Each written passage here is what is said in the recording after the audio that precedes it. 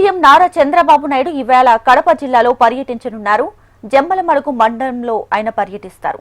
ఉదయం 10:30 ఉండవల్లిలోని తన నివాసం నుంచి రోడ్డు మార్గాన బయలుదేరి విజయవాడకు వెళ్లనున్నారు.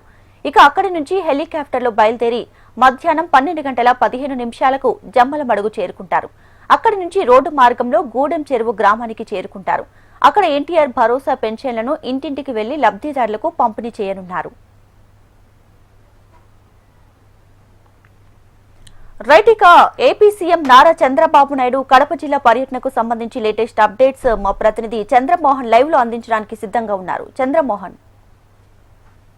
దీపిక, ఏపీ సీఎం ముఖ్యమంత్రి చంద్రబాబు నాయుడు కడప జిల్లాలో మరికొద్దిసేపట్లో పర్యటించనున్నారు. ప్రధానంగా ఈ ప్రాంతం నుంచి కూడా తన పర్యటనను కొనసాగించడంలో ప్రధానమైన భాగం ఏమంటే సామాజిక పెన్షన్ల పంపిణీ కార్యక్రమాన్ని నిర్వహిస్తారు.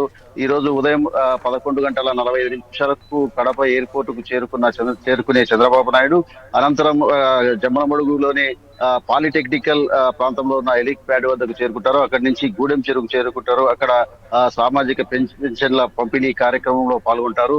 అక్కడ జరిగే ప్రతి కార్యక్రమానికి సంబంధించి కూడా ఏర్పాట్లు జిల్లా అధికార యంత్రాంగం పూర్తి చేసింది. ఈ నేపథ్యంలోనే భారీ బందోబస్తును కూడా ఏర్పాటు చేయడం జరిగింది. అలాగే అన్ని కార్యక్రమాలు సజావుగా జరగడానికి కలెక్టర్ శశిధర్ ఇక్కడ ప్రత్యేకమైన ఏర్పాట్లు చేశారు. దీంతో పాటు నాయకులు, అభిమానులు, పెద్ద ఎత్తున కార్యకర్తలు ఈ కార్యక్రమంలో పాల్గొనడానికి స్థానిక నేతలంతా కూడా సన్నాహం చేశారు. వివిధ ప్రాంతాల నుంచి కూడా కార్యకర్తలను అలాగే లబ్ధిదారులను సమావేశ ప్రాంగణానికి క్షుణ్ణంగా తనిఖీ చేసి పంపించే కార్యక్రమం ఏర్పాటు చేస్తున్నారు.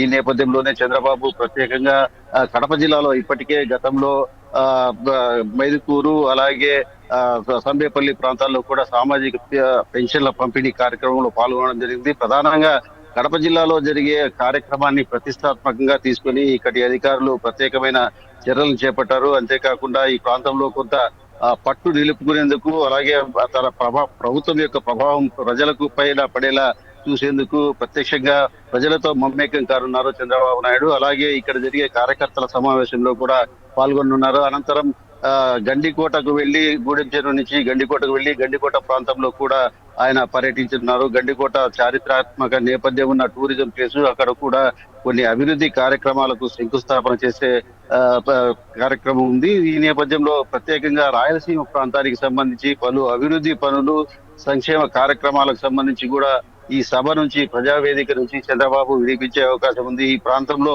మొదటి నుంచి కూడా కరువు దుర్భిక్ష ప్రాంతమైన రాయలసీమ ప్రాంతం, అందులోనూ కడప జిల్లాలో తాగునీటి సమస్యలు అధికంగా ఉన్నాయి. అలాగే పారిశ్రామికంగా అభివృద్ధి చేయడానికి ఈ ప్రాంతాన్ని ఎంపిక చేసుకునే పరిస్థితులు ఉన్నాయి. రాయలసీమ డిక్లరేషన్ నేపథ్యంలో ఈ ప్రాంతాన్ని అభివృద్ధి చేయడానికి పలు రంగాల్లో చంద్రబాబు నాయుడు ప్రముఖంగా ఈ ప్రాంతాల్లో పరిశ్రమలను అలాగే వ్యవసాయ ఆధారిత పరిశ్రమలను నిర్మించేందుకు తగు ప్రణాళికతో ముందుకు సాగుతున్నారు. ఈ నేపథ్యంలోనే కడప జిల్లాలో స్టీల్ ప్లాంట్ గతంలో బ్రాహ్మిణి స్టీల్ ప్లాంట్ ఏర్పాటు చేస్తామని గతంలో కాంగ్రెస్ ప్రభుత్వం చెప్పింది. ఆ తర్వాత వైఎస్ఆర్ కాంగ్రెస్ ప్రభుత్వం కూడా ఇక్కడ స్టీల్ ప్లాంట్ ఏర్పాటు చేస్తామని చెప్పడం జరిగింది. చంద్రబాబు నాయుడు కూడా గతంలో ఇక్కడ స్టీల్ ప్లాంట్ ప్రారంభోత్సవం చేశారు. ఈ స్టీల్ ప్లాంట్ ను అంబవరం దగ్గర ఏర్పాటు చేసే క్రమంలో భాగంగా ఆ ప్రాంతాన్ని కూడా పరిశీలించే అవకాశం ఉంది. ఈ ప్రాంతంలో స్టీల్ ప్లాంట్ ఏర్పాటు చేయడం ద్వారా ఈ ప్రాంతం యొక్క నిరుద్యోగ సమస్యను పరిష్కరించడం జరుగుతుంది. అలాగే కొన్ని పరిశ్రమలు కడప జిల్లాతో పాటు ఈ పరిసర ప్రాంతాల్లో కూడా పరిశ్రమలు ఏర్పాటు చేసి నిరుద్యోగ యువతకు వృత్తి కల్పించే పరిస్థితులను కల్పించే ప్రయత్నంలో ఉన్నారు. ఈ క్రమంలోనే పలు అంశాలకు సంబంధించిన తాగునీటి ప్రాజెక్టులు అలాగే పరిశ్రమలకు సంబంధించి కూడా ఈ ప్రజావేదికపై నుంచి చంద్రబాబు నాయుడు పలు విషయాలను తెలియజేసే అవకాశం ఉంది. ఈ నేపథ్యంలో కొన్ని శంకుస్థాపనలు కూడా ఆయన చేసే అవకాశం ఉంది. Deepika. Right Chandramohan, thanks for the updates.